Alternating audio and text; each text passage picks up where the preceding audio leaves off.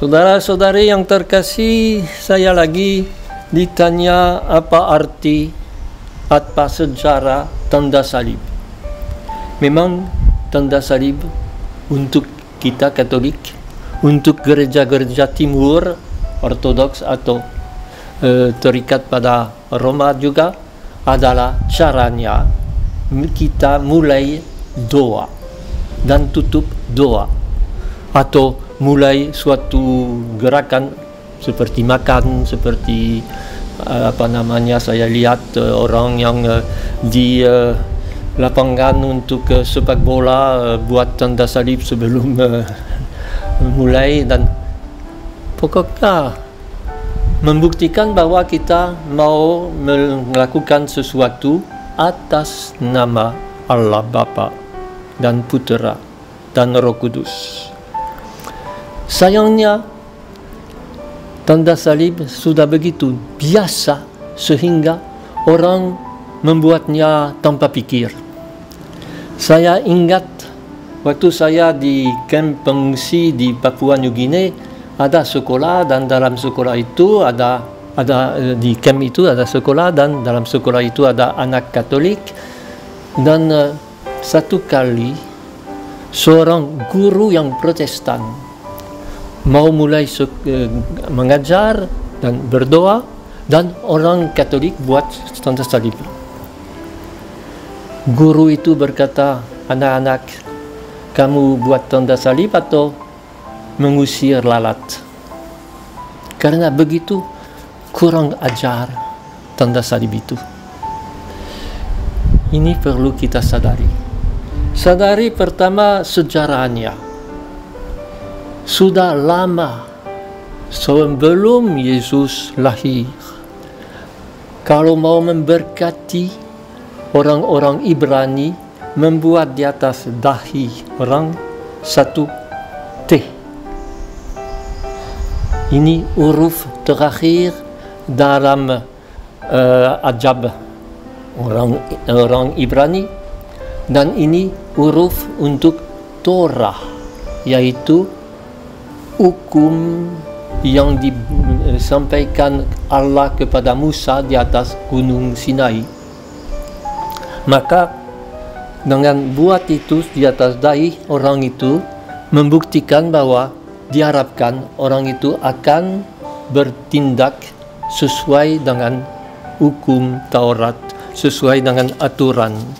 Dan ini memang kita lihat bahwa dalam Yeskiel bab 9 dikatakan kepada Yeskiel, "Pergilah ke Yerusalem, dan di situ buatlah tanda T di atas dahi orang yang berkeluh karena banyak dosa di Yerusalem." Berarti orang-orang yang mau bertobat dan menyelamatkan Yerusalem itu.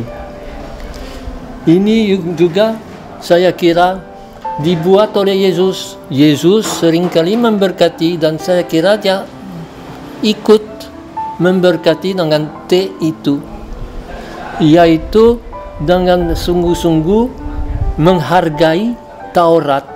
Dalam Matius bab 5, Yesus berkata bahwa dia tidak datang untuk meniadakan Taurat, tetapi untuk membawanya kepada kesempurnaannya.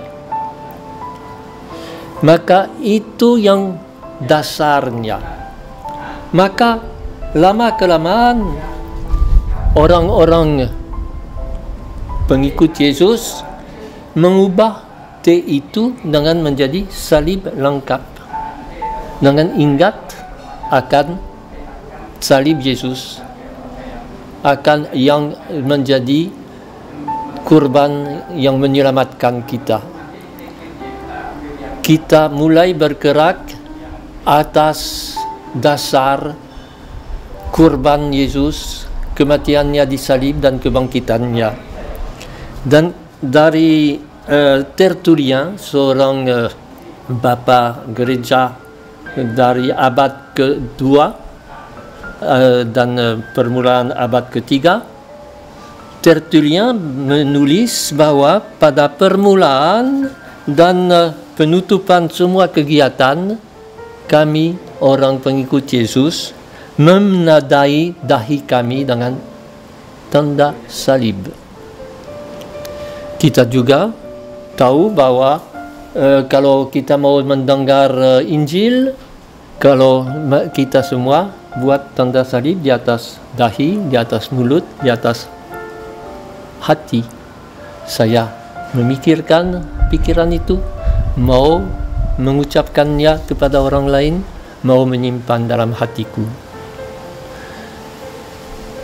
Kapan tanda salib itu menjadi satu tanda yang besar, dari atas sampai ke bawah, dari kiri sampai ke kanan, untuk orang dari gereja timur, atas, bawah, kanan, kiri, kembali kanan, dan mereka juga dengan 3 jari, Bapa, Putra, dan Roh Kudus, dan 2 jari itu sebagai lambang 2 keadaan Yesus, Allah dan manusia.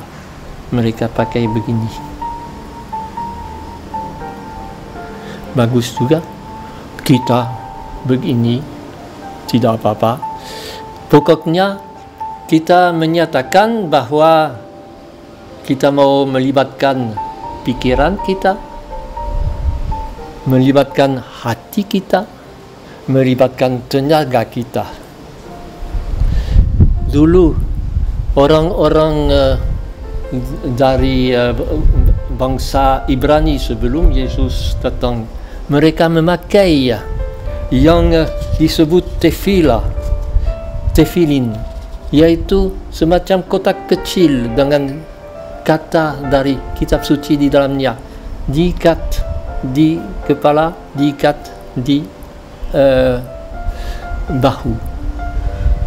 Saya simpan sabda Allah, saya kerja karena sabda Allah. Dan Yesus memakai itu. Berarti tanda salib sekarang dalam bentuknya yang pelan-pelan menjadi begitu, merupakan sesuatu yang berakar dalam ibadat sejak Perjanjian Lama. Dari atas ke bawah, yaitu langit dan bumi, dan ingat, bukan dari bawah ke atas, karena berkat cinta Yesus yang datang kepada kita, bukan kita yang naik kepadanya. Dari kiri ke kanan atau kanan ke kiri, berarti di mana saja, utara, selatan, timur, barat. Itu juga karena sekarang menjadi melukiskan salib di atas badan saya, berarti saya tahu bahwa kasih Allah Tritunggal menjadi nyata dalam kurban Yesus di salib. Oleh sebab itu diharapkan bahwa kita sendiri membuat tanda salib dengan pelan-pelan, jangan sebagai kebiasaan, tetapi dengan memikirkan apa yang dibuat, dan dengan mengucapkan demi nama Bapa dan Putera dan Roh Kudus. Amin. Dan dengan demikian, tindakan kita, doa kita akan dibuka dengan layak, dan kita tahu bahwa tidak ada doa di luar kasih Tuhan, di luar salib Tuhan. Begitulah beberapa penjelasan tentang tanda salib yang bisa menolong kita untuk lebih mengerti apa yang kita buat kalau kita mulai doa.